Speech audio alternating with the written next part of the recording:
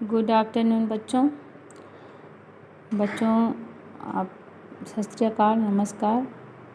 आपके सोचे समझे काम सारे पूरे हों। बच्चों, आज हम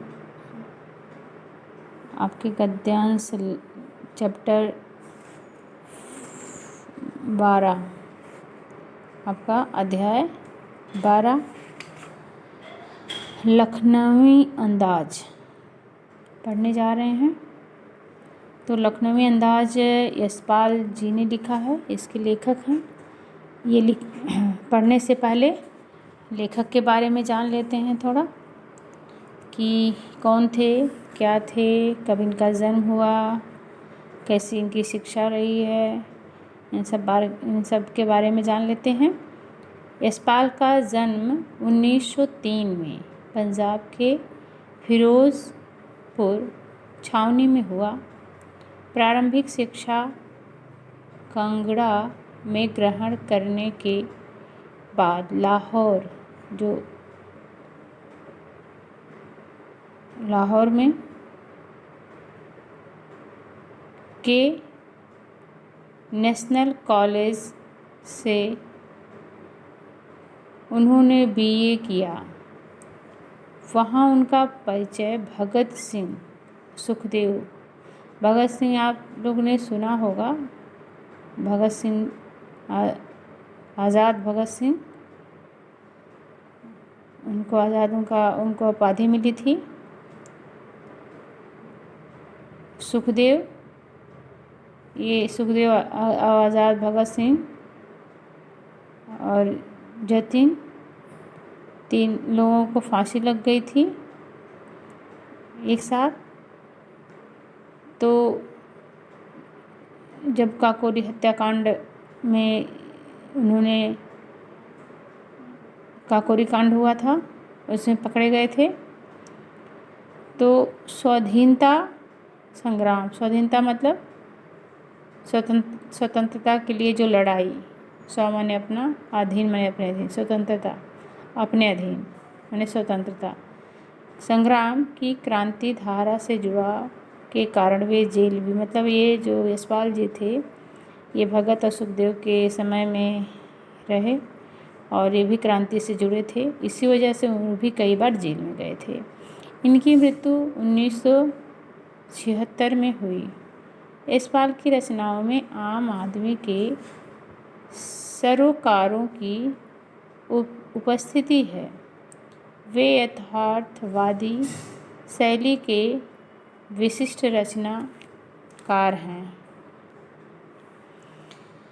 यशपाल की रचनाओं में आम आदमी के सरोकारों की उपस्थिति है। वे यथार्थ शैली के विशिष्ट रचनाकार हैं।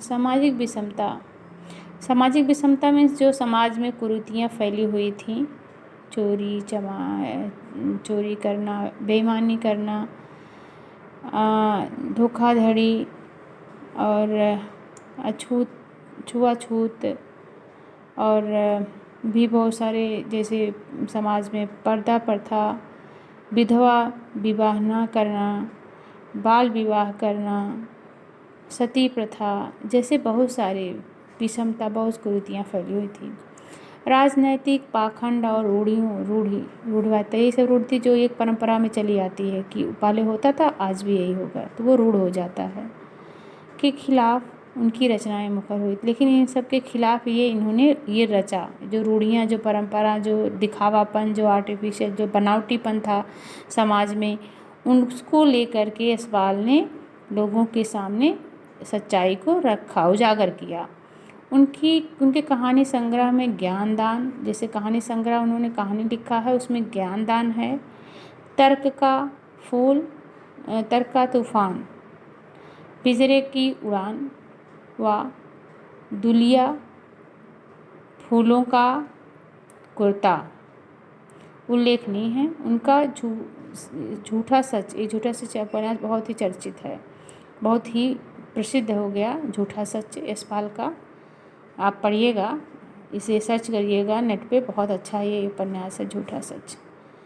भारत विभाजन की त्रसदी का मार्मिक दस्तावेज है।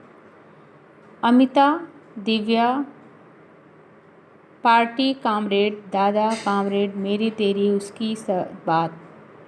उनके अन्य प्रमुख उपन्यास भाषा की स्वाभाविक और सजीवता उनकी रचनागत विशेषता है। मतलब उनके रचना जो बहुत ही सजीव है, बनावटीपन नहीं है, वास्तविकता है।